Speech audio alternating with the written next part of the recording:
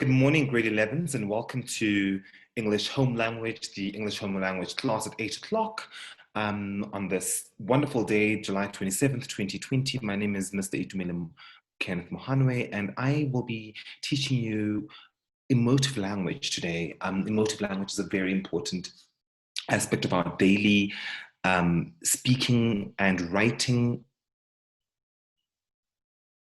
And what's important about it is, regardless of the language in which you express yourself, and regardless of the language in which you'll be writing or you'll be speaking, emotive language plays a big part, because whether you are giving a speech at a party, or you're giving a speech at a funeral, or you're giving a congratulatory speech at a wedding, there will be some use of emotive language. And that is why some people would say, everyone here does not understand how far this person and I have come.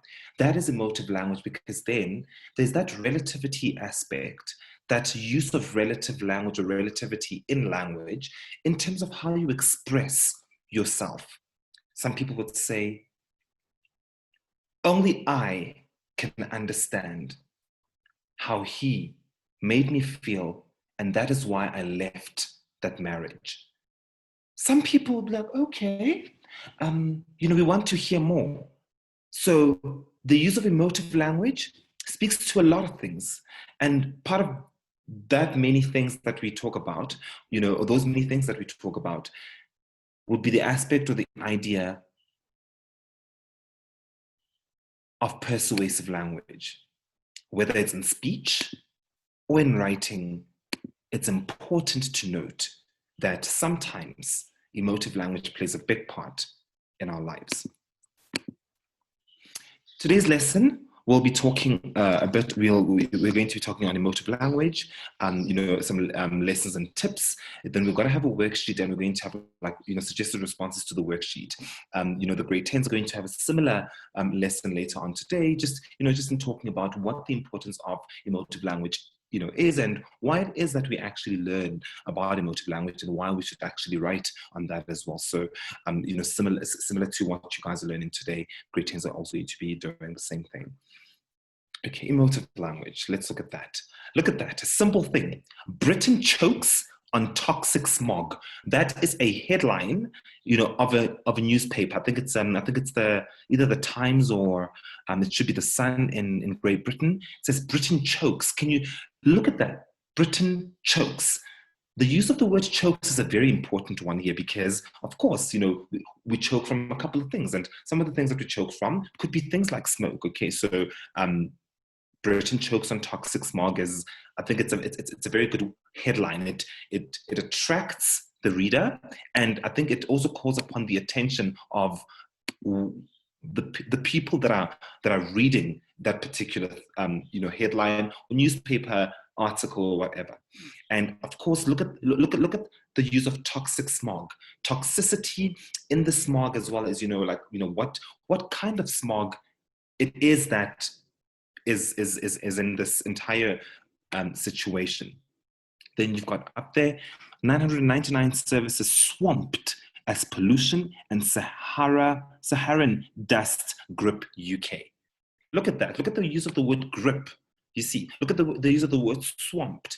All of those things, all of those are ways to bring out some sort of feeling from individuals because of how they use language. Okay, so watch the following video, right, and then try to pick out what evokes some emotion or feeling as a listener, right, and also pay attention to the body language. It's very important. Okay.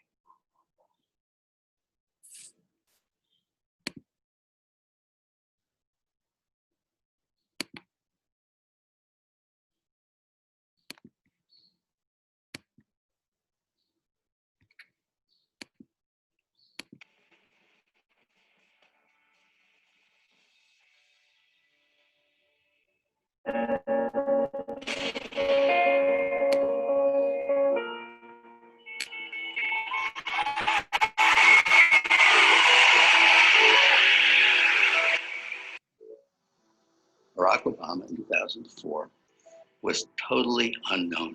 People were saying, I don't know who this guy is. I wonder why they picked him. He had this reputation as a bit of an upstart, as sort of a young, rising figure in the party, but no one knew who this guy was. This was his chance to introduce himself to people. Tonight is a particular honor for me because, let's face it, my presence on this stage is pretty unlikely. My father was a foreign student, born and raised in a small village in Kenya. What makes a great political speech is if you can somehow fold your story into this larger American story. The next thing he says is about his mother's family. His grandfather fought in World War II. He used the GI Bill. They settled in Kansas, so white people could say, oh, he's just like us. My parents shared not only an improbable love, they shared an abiding faith in the possibilities of this nation. I stand here knowing that my story is part of the larger American story, that I owe a debt to all of those who came before me, and that in no other country on earth is my story even possible. Going into this speech, we've had 4 years of George Bush, and we felt as a country like we've grown further apart. 2004 was very much a divisive partisan race. Obama's speech is in some ways an antidote to that. Alongside our famous individualism, there's another ingredient in the American saga. A belief that we're all connected as one people. If there is a child on the south side of Chicago who can't read, that matters to me even if it's not my child.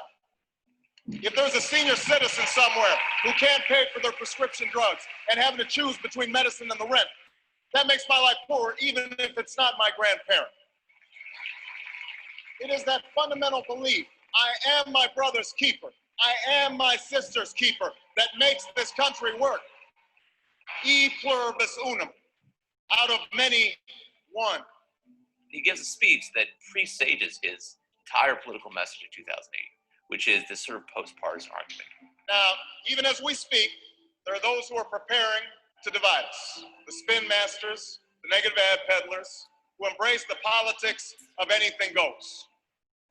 Well, I say to them tonight, there is not a liberal America and a conservative America. There is the United States of America. Obama was born with two great gifts. One is his mind, and the other is his ability to speak to large groups of people. There are 3 things that Obama does that really makes that speech effective. He wants concrete detail. He likes story, and he loves antithesis, the use of repetition in structure to show contrast. There is not a liberal America or a conservative America. There is one America. There is not a Black America, white America, and Latino America, and Asian America. There's the United States of America. The pundits like to slice and dice our country into red states and blue states, but I've got news for them too. We worship an awesome God in the blue states, and we don't like federal agents poking around in our libraries in the red states. We coach Little League in the blue states, and yes, we've got some gay friends in the red states. We are one people, all of us pledging allegiance to the Stars and Stripes, all of us defending the United States of America. The way he uses his hands, he actually points a lot, does a lot of this, a lot of this, a lot of that. In doing so, he gives off this sense of energy. I am new. I'm someone who is dynamic. And he doesn't do that so much anymore. He's a little more solemn and reserved when he gives speeches today, but I think it's more reflective of his office. In the end, that's what this election is about. Do we participate in a politics of cynicism, or do we participate in a politics of hope? It's the hope of slaves sitting around a fire singing freedom songs. The hope of immigrants setting out for distant shores. The hope of a young naval lieutenant bravely patrolling the Mekong Delta. The hope of a mill worker's son who dares to defy the odds. The hope of a skinny kid with a funny name who believes that America has a place for him too. Hope. Hope in the face of difficulty. Hope in the face of uncertainty. The audacity of hope. His appearance at that convention, which was the best speech of the convention, better than John Kerry's, was electrifying. And without it, he wouldn't be president. I think sincerity means a lot. There are people who, when they speak the truth as they see it, and they're very effective doing that. I believe this country will reclaim its promise and out of this long political.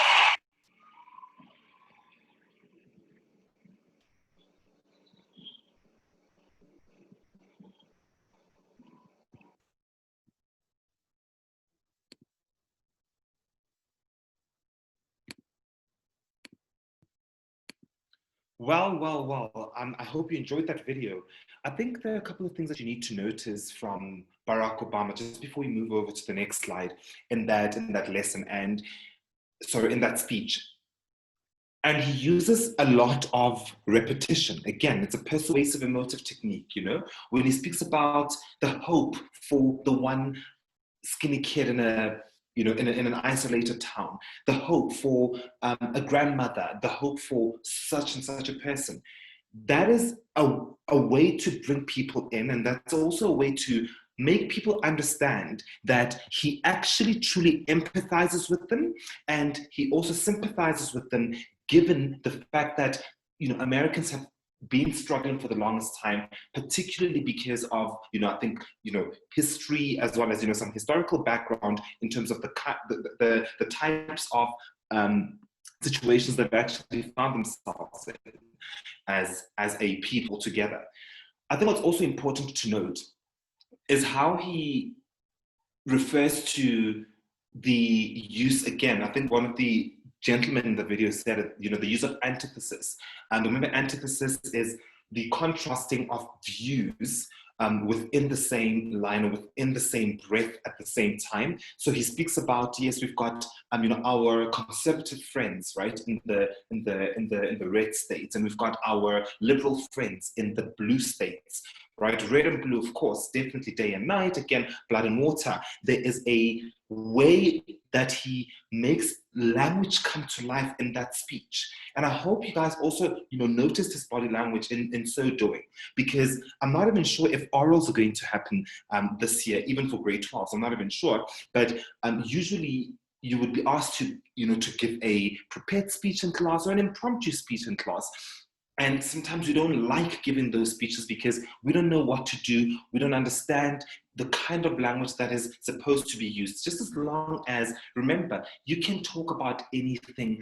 You can speak any way you feel is good for you, just as long as it's respectful and appropriate. There is absolutely nothing wrong. Just as long as it's, because you need to learn to use language that is appropriate, and you need to also use language that makes you comfortable in expressing all of that. Let's see. Okay, biased, persuasive, and emotive language, very important because, and it's all around us. Usually it's in news headlines, it's also in adverts, and it's also in reports and speeches and interviews, because sometimes you'll see that when politicians are being interviewed and when you know, some political analysts are being interviewed, the way they analyze their language and how they persuade the interviewer, the specific rhetorics that they use. And again, it's also because of the kind of subject that is being discussed at that particular time as well. So I think also try to notice the importance in that regard. Again, emotive language is any language that aims to manipulate, it aims to influence, it aims to create feelings, right, in us so that we adopt the viewpoint of a writer or a speaker. Remember, even though you're home language speakers and writers, this is not exclusive to English as a language on its own. It's not exclusive to English as a language. You know, emotive language and persuasive language is everywhere. It's all over. It's a universal thing that individuals do in order to lure people, again, to manipulate or influence people in a particular way. Lastly, it's therefore any language that appeals to your feelings and stirs up your emotions in a particular way. Yes, when you're sad, there's specific ways in which we're going to talk to you. When you're happy, there's specific ways in which we're going to, to talk to you and celebrate. So it also depends really on the situation. Remember that. Don't forget. Why do we use emotive language? So now remember, consider the following synonyms for emotive, right? Emotional. That's also emotive language. Exciting. That's also emotive language. Fiery. When they say, oh my goodness, she's got so much sass, she's so sassy. Again, that's also emotive language. Heartwarming. So if you're going to go, then say, millions and millions of Africans are dying every day because of hunger and because of a technical genocide in modern slavery that each and every person that lives today experiences. Exactly. I used a couple of rhetorics there. The first thing I spoke about was, I think I brought in the relativity of the whole African aspect. The second thing that I brought in was what? Was the rhetoric. Millions and millions. Did you hear that exaggeration once again? That is emotive language, because the minute I go millions and millions, oh my goodness, of people are dying? Oh my word. So all of that brings in brings up some emotion from you as a listener or as a reader if you're reading a particular text. Sometimes it's heated language. Manipulative, it's rousing, it's stirring, and it's tear-jerking, shame, and it's also quite thrilling. So depending on how you are speaking at that particular time, and also depending on the subject that you're speaking on. Remember, emotive language is the opposite of academic language. Okay, academic language is on another level. Academic language is very formal. So, for example, if I were to say to you, please, can you write a discursive essay or an argumentative essay, there are specific ways in which you're going to relay that language, and there are specific ways in which you're going to relay your thoughts. But it's not going to be, colloquial, everyday sort. No, it's not. But sometimes, depending on the kind of argumentative essay you're writing, depending on the kind of analysis that you're having at that particular stage, then believe me, by all means, you're more than welcome to use some emotive language just to bring about a couple of things. I saw a video trending a couple of weeks back about, I think it was a video on the President of the United States, Donald Trump, and that video was just on billions and billions and billions and billions and billions and billions and billions. And I think the effect of that as well is just to, one, make people laugh, of course, but two, just to make people understand that, oh my goodness, like it's this person, a lot of people are hungry, a lot of people are suffering, many people don't, live below the bread line.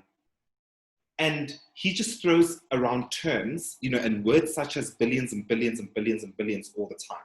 Okay, not cool. So when people use emotive language, these are the types of responses they want the audiences to have. So you want the audience to have those particular responses. All right. So why do they want us to have an emotional response? The reason is to persuade us to their point of view and influence our actions. Don't forget that. That is why, as Obama was speaking in that video, you heard people cheer, you heard people clap hands, and and people just smiling because he wants that kind of response. Imagine making a joke of some sort, right? And people don't laugh. Yes, people won't laugh at your jokes if, one, they are offensive, but two, especially now in the light of gender-based violence and a lot of other things which are very hurting to people. There are certain or specific microaggressions that people don't appreciate or don't appreciate anymore. And there are certain things that people used to make fun of and used to laugh about, but they don't anymore because it's not funny anymore to make certain jokes. It's not funny anymore to, to speak to girls in a specific way. It's not funny anymore to speak to people who are part of the LGBTQI in a specific way. And we always need to be very cognizant of the people who we relate to and the people who are around us, because there are specific things that we know, especially, I mean, sometimes, yes, when people hurt you, it's because, I mean, they use an emotive language. So sometimes you'll read an article that can make you happy, but it can make the next person, or the person sitting right next to you, the complete opposite, depending, okay? So again, if they can make us feel something, they may be moved, maybe moved to act on our feelings in some way, right? So they may get us to do what they want us to do. And advertisers, again, remember, use emotive language to great effect. Some of the best adverts that we know come from companies like Nando's. Some of the best advertisements that we know, we did advertising last week, if you remember, come from companies like BMW, but they use that emotive language. I remember, I'm not sure which class this was, but I think I was teaching advertising, and the advert was a BMW advert, and in that advert, BMW says, "Congratulations to Audi for winning South African Car of the Year 2006." Then it says at the bottom, "From the World Car of the Year 2006. Can you see that again?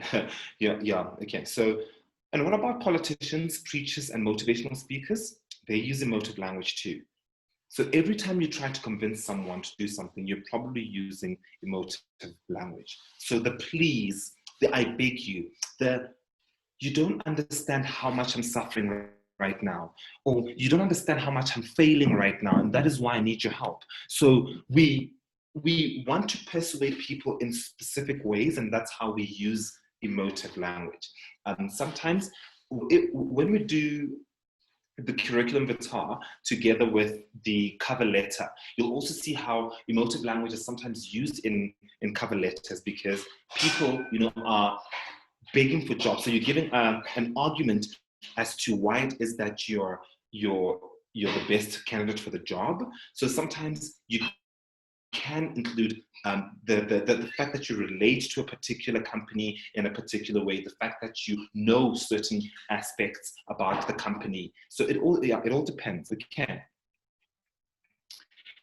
So again, remember, there are positive and negative associations again. So now the problem comes in where words have different emotive associations to different people. And this can have unfortunate results. That's very, very true. Okay, because what certain words mean in a particular language may not mean the exact same thing in another language, or in another setting, or in another sort of context. It all depends. And that is why we've got different dialects. We've got different people who come from different situations, who understand the way things happen and all of that stuff. It's the very same as some, the way we're supposed to be using our body language when we speak to adults, or when we are around adults. So sometimes in certain cultures, looking directly in the eyes of an adult is offensive. And in certain cultures, that's okay, it's acceptable, people don't care about it really. So it all depends really on how much, or in the situation that you're in at that particular time. So look at the following verse by John Donovan, which illustrates this perfectly. Call a woman a kitten, but never a cat. You can call her a mouse, cannot call her a rat. Call a woman a chicken, but never a hen. Or you surely will not be her caller again. Can you see that? So, look at that comparison. Comparison about literally the same things. Comparisons about literally the same type of things, but you can't call people certain things, because again they're not in a particular particularly great or fashionable in a particular way, and they're also not appreciated. So, for example, you can call someone a rose, you can call someone a daisy, but you can't call someone a tree. You can't. I can't picture myself calling someone a tree. I mean, I know a lot of many of my friends. I also have a niece called Palisa. That means flower. Then you've got petunia. I also have a friend called Chiluba, which also means flower in Xitsonga. Yeah, but you cannot call Moto, Sefate, which means tree. You can't call a person that because of the meaning and because of the association. Again, look at the association, of what trees are and what they look like. So again, have that, be very, very wary and conscious of how you use language in that regard. So you can say she's a vision. Can't say she's a sight. You can't, Again, look at the misinterpretation that might come from the word sight and sight. The sight and as well as the sight with SITE, and the sight with CITE. Exactly. Okay. And no woman is skinny. She's slender and slight. If she should burn you up, she sets you afire, and you'll always be welcome, you tricky old liar. Can you see?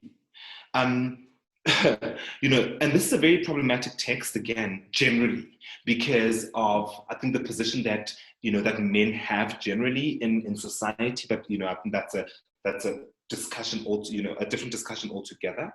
It's because of such texts and many other texts similar to this one, which have placed men in a position where they feel that even though they feel it's a compliment, they feel entitled to call, women by any names and by any, sorts of ways and associations and things like that, which isn't cool. So just a tip, learners, if someone, particularly girls, does not give you a nickname for herself or a particular name that she wants you to call her by, call her by the name that you know. Okay, so if this particular individual is named Lerato, stick it to that. Okay, unless she tells you that no, but I also go by the nickname Daisy and that's what I prefer, then it's fine. You're more than welcome to call her Daisy. Okay, just to be sensitive. Right. So while emotive words have favorable connotations, others have unfavorable connotations. For example, ambitious versus unrealistic. Both words mean the same thing. Sometimes they say, but you're ambitious. Some people will say, but you're being unrealistic. Again, look at how the word ambitious is so favorable. Again, because of, I think, how we are brought up, where we spend most of our time, the people with whom we associate ourselves. Look at some of the things that people say to you. And I think listen to that very well and very carefully so that you understand the kind of people they are in speaking with you generally. If they say to you, oh, wow, you're being very ambitious. I don't think ambition is a bad thing, but again, you need to work very hard and very smart in order to achieve it is that you'd like to achieve. If they say you're being unrealistic, what is realistic, really, especially with particular situations where you feel that, listen, this is achievable. Okay, so yes, if you feel it's achievable and you've got that ambition, drive it. Okay, so other comparisons, careful versus adventurous, chubby versus fat, daring versus irresponsible, predictable versus boring. Like, oh my goodness, yeah, that's such a predictable speech. That's such a boring speech, But yeah, friend, you know what? I mean, friend, sometimes you really do sound predictable. Yeah, no, okay. Scholarly and nerdy. Exactly, okay. Self-confident and conceited. Then you've got shrewd and cunning, yes. Tenacious and stubborn and youthful and immature. Now, I think it's such an immature opinion. That's quite youthful of you. Yeah, I don't think people speak like that, but yeah, okay. Then you've got the aspect of subjectivity and objectivity. I hope I'm not going too fast for you. Hey, then just notify me if I am.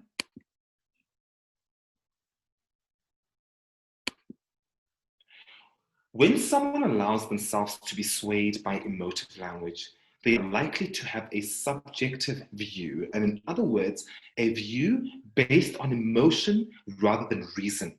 It is not neutral because it conveys personal feelings.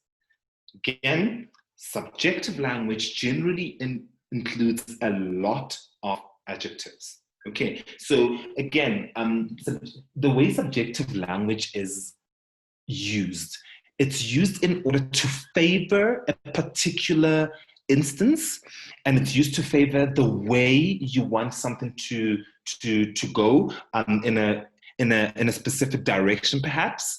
And that's the reason for subjectivity all the time. Okay, objectivity on another level, right, is the opposite of being subjective. So an objective view is an impartial or neutral view. So that one just gives, okay, listen, look, what are the facts?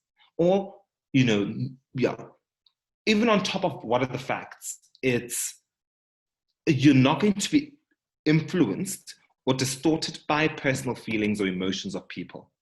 Okay, so that is the difference between subjectivity and objectivity. So when they say, listen, you're giving a subjective view about a particular thing, note that that's exactly what they're saying, that you're being biased, sometimes you're being quite unreasonable, and sometimes you're not doing things to the best of your ability in order to make people understand where you're coming from.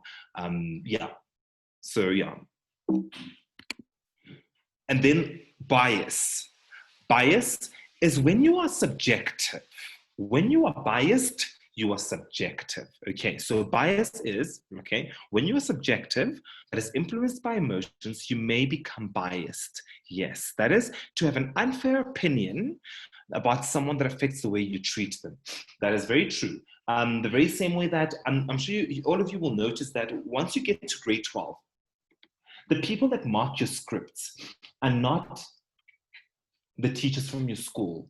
Okay. Why is that the case? Because in some cases, I've spent the past 3 years with Tanya and Adela and Lisa Kanya, and I know how they perform as students, and I kind of have a prediction of their mark, but other teachers don't have that because all they'll be marking is a number and someone that they don't know from another school, right? And even if the learners' names aren't on those papers, because I've spent so much time with my learners, even within a month, you know a particular child's handwriting. Those are things that contribute to bias, regardless of the situation. So, in certain instances, you've got certain beauty contest judges who are biased. Some people are, even though they don't know a particular contestant at all, some people are generally biased to people with light skin. Some people are generally biased to people with darker skin. Some people are generally biased towards people with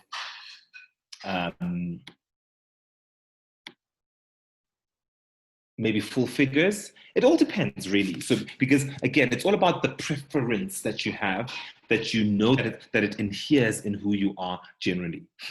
And then bias is a deliberate, irrational. Remember, it's deliberate and it's irrational. So it's a deliberate, irrational conviction not based on evidence. Another word for bias is prejudice, which leads to stereotyping. Another word for bias is prejudice, which leads to stereotyping. Shoot. Okay, so then we have, I'm going to stop here for today after the recognition of stereotyping, because I'm going to give you a wonderful worksheet for tomorrow's lesson. Stereotyping, remember, occurs when certain things are assumed about a group of people. Remember that, the assumption. Stereotyping occurs when certain things are assumed about a certain group of people. Whether true or not, right? And those generalizations unfairly applied to anyone who fits into that group. Stereotyping can be based on how people look, speak, think, dress, etc. Movie makers use stereotyping to make their storytelling more efficient because a stereotype gives an audience an initial understanding of what the character or place is all about. Okay. Lastly, many people use stereotyping as a form of humor, but stereotyping also has a dark side. When it is built on racism or sexism, it is a form of prejudice and it can be offensive. Why is stereotyping recognition important? Why is it that important that we need to recognize stereotyping? Because stereotyping can have tragic consequences in general. Consider the following extract from Learning the Lessons of the Holocaust by Tracy Peterson. Please, can you read that?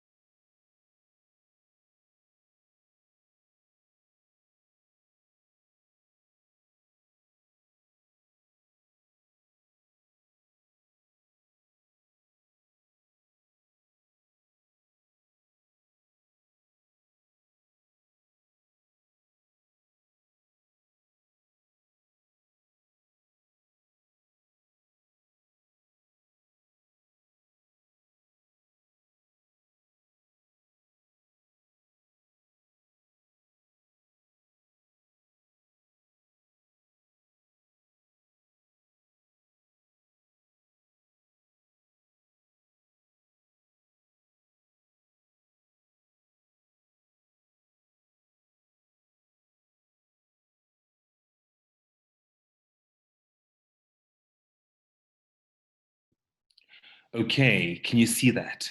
That is an example of emotive language, specifically with regards to stereotyping. Look at, can you see? From public platforms, those targeted are labeled aliens and foreigners. Nazi propaganda referred to Jews as vermin, rats in human disguise. Hutu extremists called the Tutsi cockroaches. Can you see that? Can you understand the way language, when used, sometimes can be very offensive? And no. Okay. And this was adapted from the Cape Times on January 27th, 2010.